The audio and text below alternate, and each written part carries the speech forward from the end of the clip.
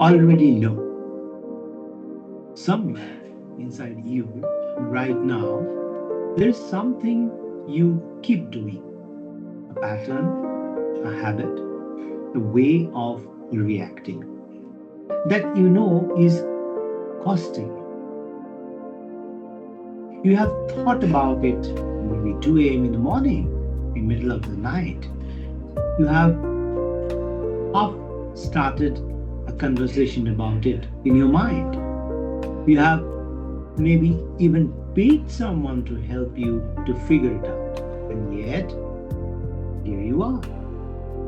Here is what I have come to believe most of us don't get stuck because we lack information.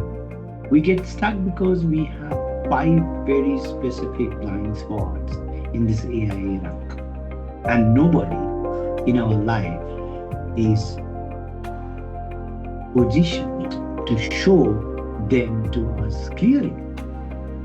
Now, because they don't care, usually they really are concerning for our life to make it better. Today, I want to walk you through all this fun, stage by stage. And for each one, I'm going to show you a simple AI prompt, not to solve the problem for you, but to help you see it clearly, perhaps for the first time. These blind spots have names: deception, reception, identity, forks, and trials. Let's go through this one by one. What is it? We lie to ourselves, not with bad intentions. We genuinely don't see it. We think we're one thing, and the people around us experience something completely different. A story to make it real. There's a manager, let's call him Arjun. Smart, experienced, gets results. He thinks of himself as direct and honest. He's proud of it. No corporate nonsense, just straight talk. His team has a different word for it. They call it unpredictable. Some of them call it worse. 3 good people resigned in 2 years. Arjun genuinely didn't understand why. This is what self-deception looks like. Not lying, not malice, just a gap between how we see ourselves and what we're actually doing.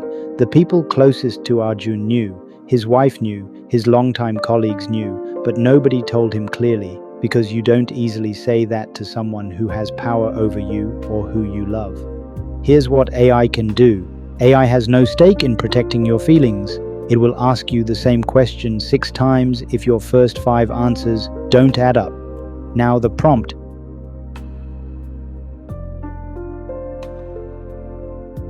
Self-deception isn't about being dishonest. It's about never having had a mirror honest enough to show you the gap. Next blind spot is reception. What is it? We think we're communicating, we are transmitting. That's different. Most relationship problems aren't about what was said. They're about what was heard, and those two things are rarely the same. A story to make it real. Priya and Rohan have the same fight. They've had it for 5 years. On the surface, it's about time. She says he doesn't make her a priority. He says he's working hard for their future. Here's the thing, they're both right, and they're both arguing completely different problems. She's talking about presence. He's talking about provision. They've never once spoken about those two things directly, because neither of them can see past their own version of the conversation long enough to hear what the other one is actually saying. This is not a marriage problem. This is a reception problem. And it happens in offices, in families, between business partners, everywhere. Here's what AI can do. Before the real conversation happens, you can rehearse it, but not the way we normally rehearse, which is just strengthening our own side. Here, you rehearse by stepping into the other person's shoes. Now the prompt.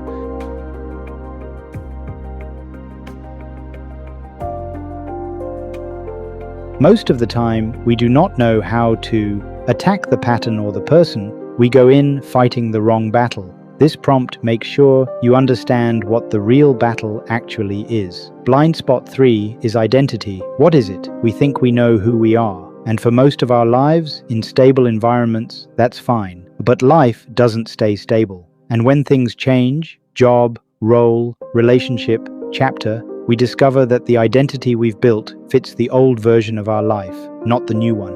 A story to make it real. Think about a cricketer who retires. For 20 years, identity was clear. Wake up, train, compete, perform. Everything revolved around it. The team, the travel, the structure, the score, and then, Monday morning after retirement, nothing. The phone doesn't ring the same way. The routine is gone. The score doesn't exist. This is not exclusive to athletes. A startup founder who sells their company and suddenly has no team to lead. A senior professional who takes early retirement and doesn't know what to do with Tuesday afternoon. A stay-at-home parent whose last child leaves for college. The transition isn't the problem. The identity gap is the problem. There's a concept in psychology called the end of history illusion. Research shows that we look backward and clearly see how much we've changed. I can't believe who I was 10 years ago. But when we look forward, we assume we'll stay mostly the same. We underestimate our own capacity to keep changing. Transitions are painful precisely because they force the forward change we kept assuming wouldn't come. Here's what AI can do. One important note first. AI will not do the reinvention for you. Life is messier than any prompt. But what AI can do is help you map the gap, clearly, specifically, between who you were and who you're becoming. Now the prompt.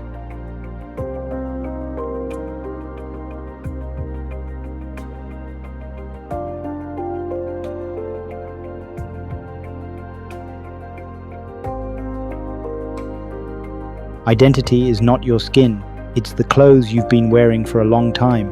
In a transition, some of those clothes still fit. Others belong to a chapter that's already over. Blind spot 4. Forks. What is it? Life gives us forks, moments where we have to choose, and both roads look uncertain. And when that happens, most of us either freeze for too long or we move so fast we don't see what we're walking into. A story to make it real. There's a scene at the end of Cast Away, the Tom Hanks film. After years on a deserted island, he finally gets home. And at the end of the film, he's standing at a crossroads. Literally, a fork in a road. He looks left, he looks right, he doesn't know which way to go. That scene resonates because that's exactly what a real decision feels like. Not dramatic, just two roads, one choice, no guarantee. Think of Vikram. He's been in a stable corporate job for 8 years. Good salary, team he likes, predictable life. An old colleague calls with an opportunity. Join a new venture, higher risk, potential upside, no certainty.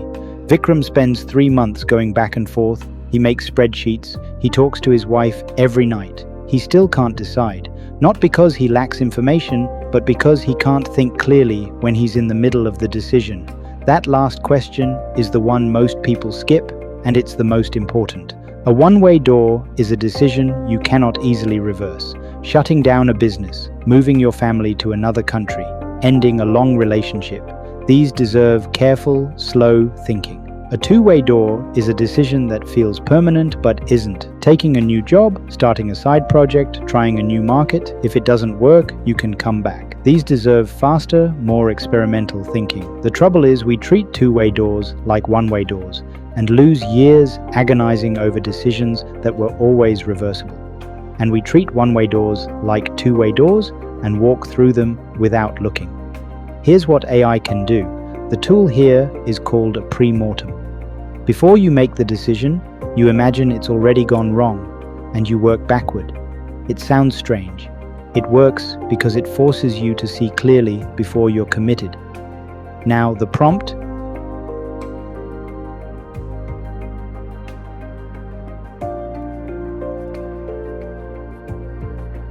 A fork is not a problem to solve. It's a reality to see clearly. The pre-mortem doesn't choose for you. It makes sure you're choosing with your eyes open. Blind spot 5.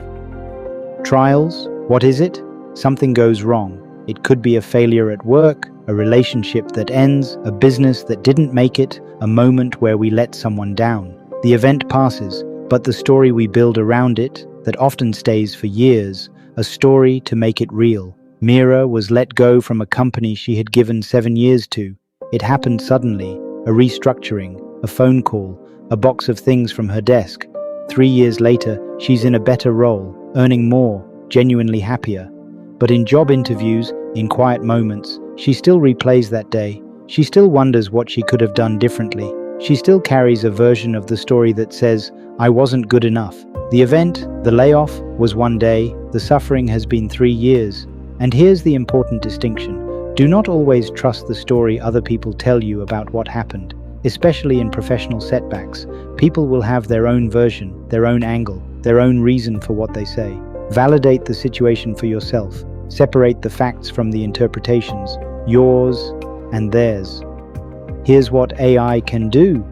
One very clear note first. AI is not a therapist.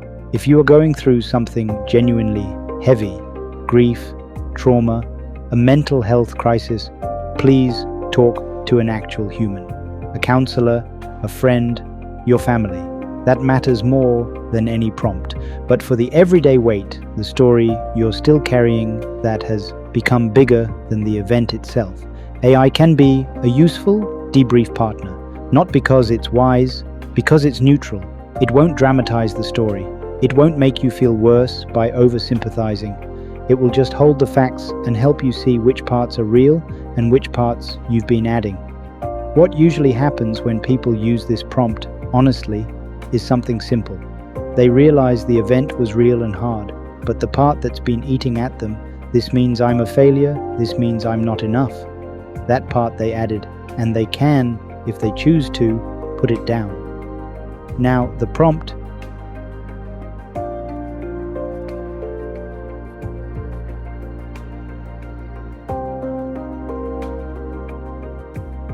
The trial was real. The story you built around it, that's optional. There's an old Buddhist teaching I keep coming back to. It says, pain and suffering are not the same thing. Pain is what happens to you. The failure, the rejection, the loss, the hard chapter. Pain is real, and pain mostly is one time. It happens, it passes. Suffering is different. Suffering is the story we keep telling ourselves about the pain long after the pain has gone. This always happens to me. I'm not built for this.